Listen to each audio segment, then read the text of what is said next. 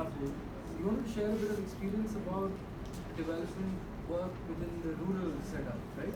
And if you could share maybe a few insights on that, because I think we haven't heard that yet. So please. So I will first talk about when and why we started Abhiman. After my coming out journey and my family accepting me, I was doing good in my business and everything, and life was good overall. What happened is we lost 3 friends over a period of 2 years who died by suicide.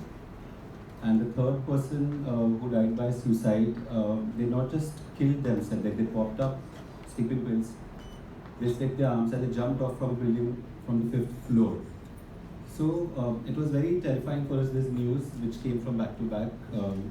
And then we thought, like all of us friends, gay friends, like our movement was not very inclusive by then. Like we just had like cis men who were coming together sometimes and meeting up. So we thought like we needed to do something, create a sort of safe space where all of us could come together, be ourselves, so that would help our mental health, and we don't reach at a point where we kill ourselves, And that is when I put up a post on Facebook, and Dinesh Chopade, who used to back then be with Humsafar Trust, shared his number and told me to call him. And then Dinesh said that you all need to organize, you all need to come together and form a sort of initiative. And I had no idea like how do you do these organization works, how do you come together, and what should be our goals. So they guided us, Dinesh and the team. They told us that you can start small by having potluck dinners. You could have movie nights, and we could not do this at public spaces. Like we were meeting when we would meet at somebody's house when parents were not there. So very secretly, all of us gay guys used to meet, talk, and share about our problems, come up with solutions together. And that did help a lot, but then still there were a lot of problems coming from the outside. And that is when we realized that there was a need to create a bridge between the community and the society at large. We needed to go out, talk to institutions, police stations, hospitals and everything, and sensitize them about the poor communities and tell them about the problems that we are facing. Like we would have poor persons who would go to psychologists and they would give them shock treatments and conversion therapies. We would have people who would meet people on dating apps and would be blackmailed. And when we go to the police would help, but then they would ask also for money. So we had this example of a guy who was being blackmailed for a very long time.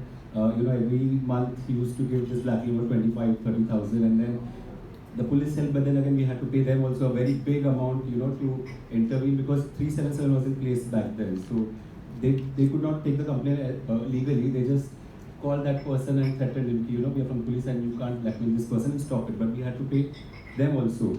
So these were the kind of challenges that we were facing, and we thought that going and conducting these sensitization sessions will help a lot, and did help a lot. We started meeting outside. We started becoming more brave and coming out and everything. And then I remember we had an event, 377 was scrapped, and we were going to celebrate it. And till then, we did not have any trans persons coming to our event. We were all just cis men and a couple of cis women, queer of course, and some of the allies. And somebody from the Hijra community messaged me like, hey, we want to come.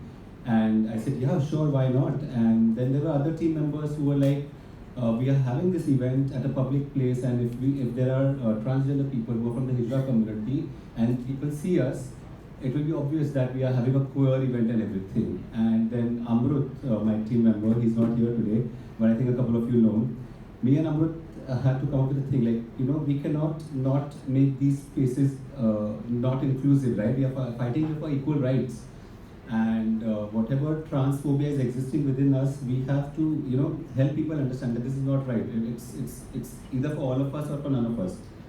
And that was one major challenge that we faced. Was since the time we became like inclusive for trans and hijras and everything, all the cis gay men stopped coming.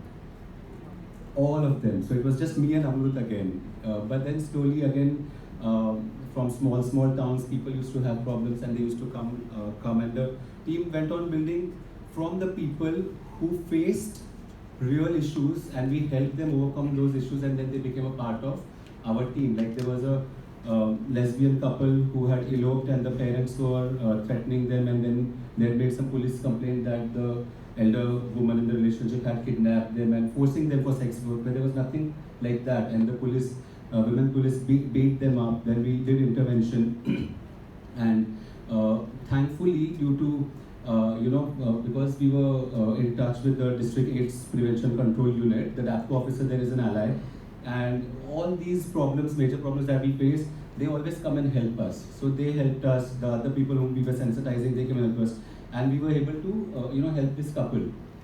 And so the team and initial people who joined with our initiative were all those who had faced some real problems, and then we had helped them overcome that, and they joined our team. Your question about like what are the challenges from rural. So Kolhapur itself, the queer community just does not stay in Kolhapur. They all move out to Pune, Mumbai. But small villages in and around Kolhapur, they face a lot of problems, and they come to Kolhapur to seek help, or if they want access to healthcare, or if they want anything, Kolhapur becomes the place where they come, and they have this access to the safe space. We have a trans man from a village near Kolhapur who's not very educated, but he kept coming to our events. He got to know about the community, and we always have these different kinds of events where we have capacity building, where we teach about how to be safe online, how to have safe sex, how to find love. And these events would become a nice place for community come together, and we would have testing and everything. So this trans man who used to come here, Prince, his name is, he was so touched by this whole initiative, which gave him a safe space to express himself, to be himself. It gave him knowledge about gender affirming therapy or surgeries and everything, all the process of transition, that he felt that he also wants to help the community. He then went to Pune, where Periphery is offering a course, a skill building course for transgender people. Became a part of that skill building course, and now he himself has got a job there where he's recruiting other trans people to get this skill building course where they prepare them for corporate jobs. So yeah, these are the things. And about other problems, I think Rituparna mentioned about corrective rapes. We have a lot of incidences of that. They might not be rape, but a lot of physical abuse that happens to them. We have these incidences back to back where queer women, one of them lesbian and one of them trans men, who came out to their parents, and parents took them to the gynac, and gynac did something like try to put their fingers and check and if they are biologically female, and gave a certificate to the parents that yes, they are biologically female.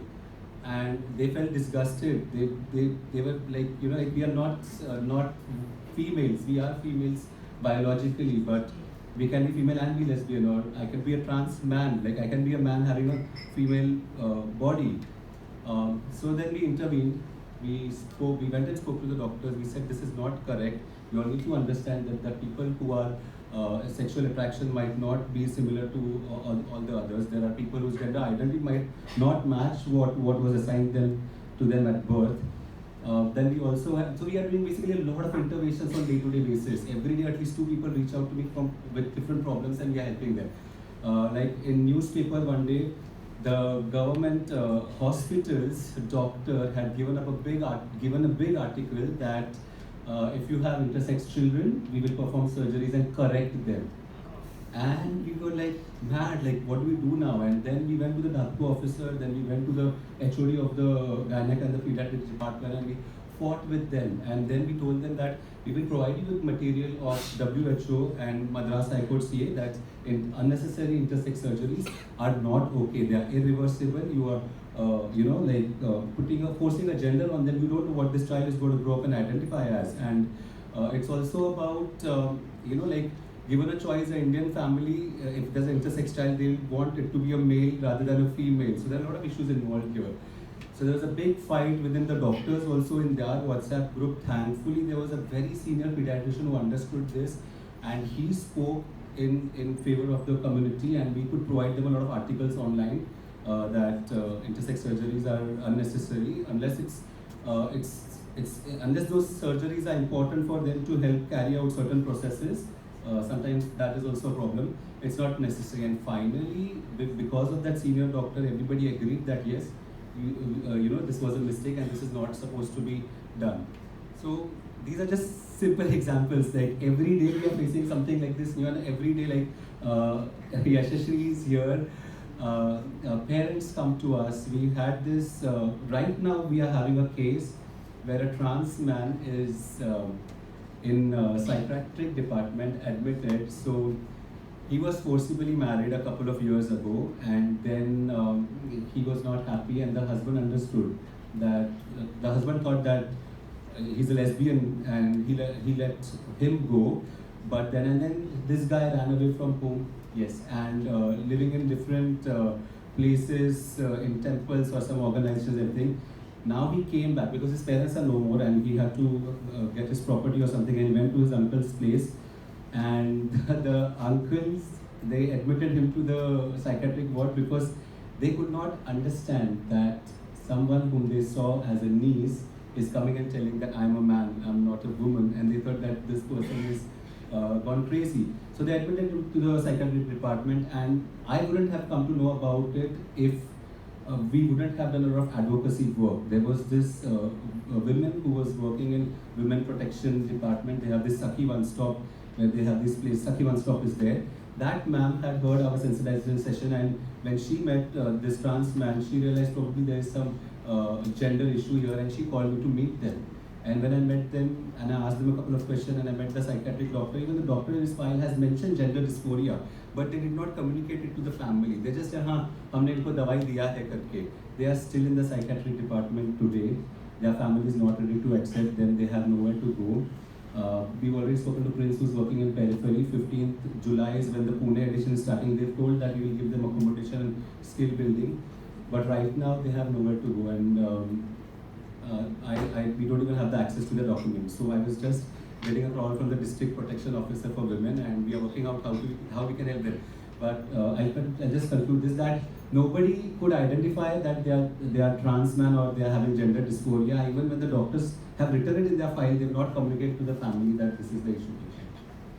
Vishal, thank you so much. I should also just flag that Accelerate started work in Kolhapur just like a few months back, and Vishal's Abhiman has just been so fast. Thank you for all the deep insights that you provided us for the implementation as well. So thank you.